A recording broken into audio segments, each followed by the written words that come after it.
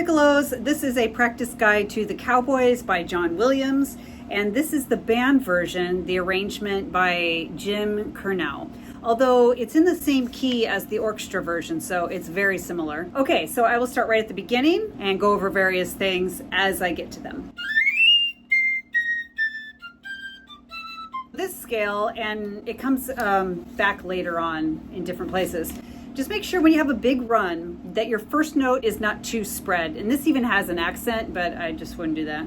Anyway, so just make sure your first F is centered. You just don't want to start off like already with your first note split all over the place. The other thing about this particular run, it's an F major scale, and I would think 4 plus 3. And then, oh yeah, down here, this is very difficult.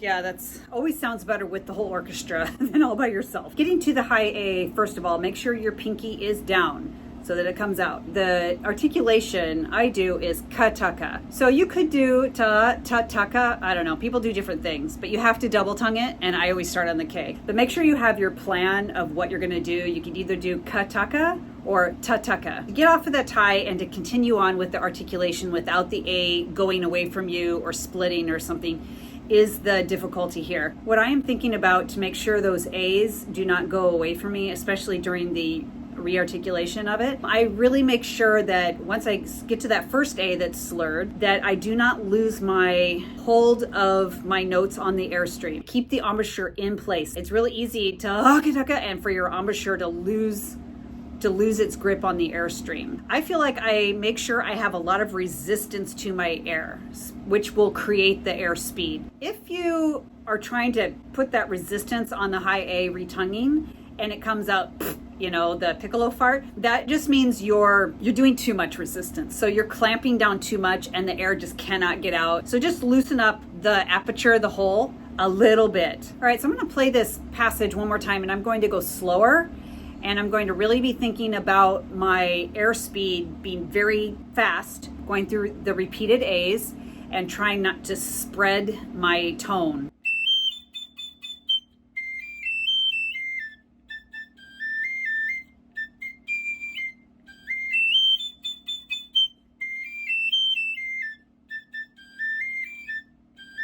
And then just go faster from there. But really I'm thinking about my airstream, my air speed the whole time. One other thing I just thought of while I was playing that might be helpful is that first A that we tie to be very short. I mean, you have to slur to it, but get off of it right away. Okay, I'm just gonna play it one more time up to tempo.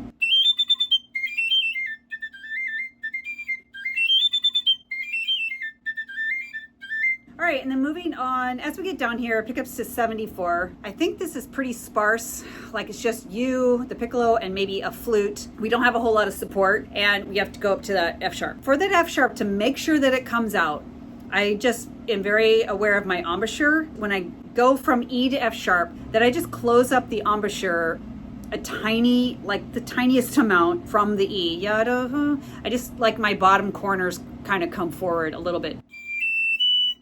And also to make sure that my air speed is going continuous from the E to the F sharp. Sometimes when we have a difficult note on the piccolo, we go yada, you know, internally. It's like, oh God, right before, but you've gotta just go right through there, not rushing, but that the air is going continuous.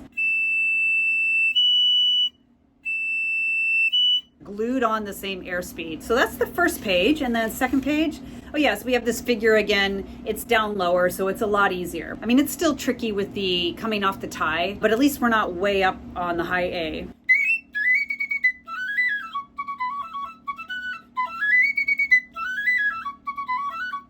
Down at the bottom of the page, usually, it doesn't say retard, but usually that measure right here broadens out. So don't feel you have to do ba-da-da, ba-da-da-da-da. In fact, you don't want to do that. You want da-da-da, ba-da-da-yada. And when you get to this tune,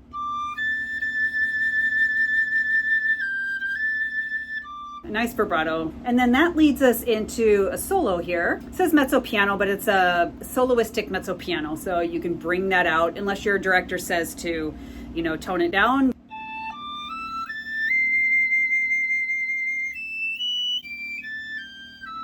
Be real aware of your intonation. You're in unison with the oboe, I believe. Some wind, it must be the oboe.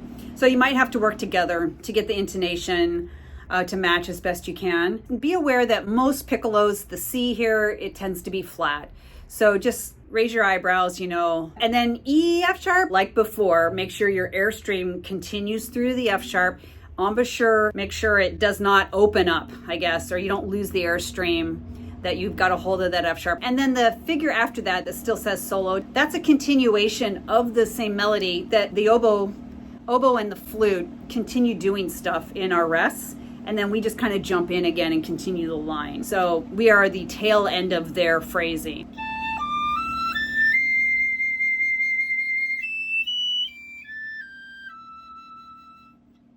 Two, three. And then when you come in here, dum, da, da, da, da, ya, da, da, dum, ba, it's kind of a weird little 8 bars or so that we have. What helps me is I just count, well, of course, but I just count kind of like a robot and insert my information, because there's like bassoon stuff and oboe stuff, and like trumpet comes in and out of the music here for the next 8 bars. It's kind of distracting. So maybe that's just a me problem. But anyway, I just dump ba da da da da da da dump ba 3 4 1 2 3 da da 1 2 3 4 1 da da da da da da da 4 1 yeah da da da, like exactly. I just try to stay focused on my counting.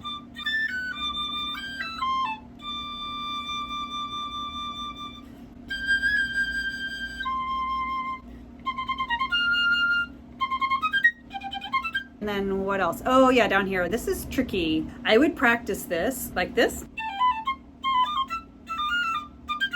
So you're just connecting, doing it in groupings. Another thing to do that'll help this is make sure this D that we slur to here is short, is very clipped off. Yeah, kata kata, because then you have kata kata. 202, we have the melody. Try not to, on the piccolo, do too much vibrato up there. The characteristic you're trying to do is that soaring, broad, like French horn cinematic sound.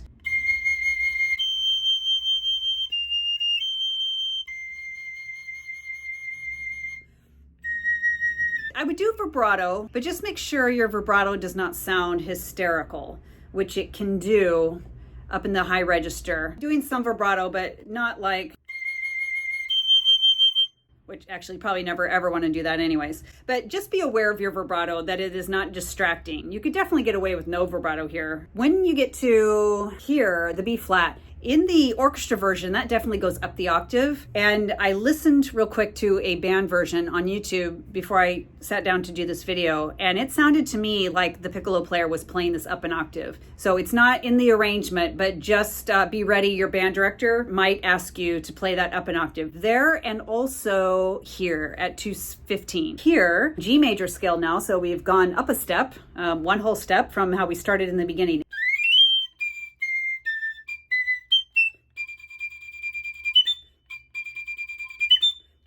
This section, keep the double tonguing again, like when you had to double tongue up high on the A. Keep it like to yourself. In other words, keep it contained.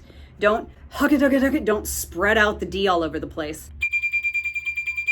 And then G, G, G, G, it's just G's, and then scales.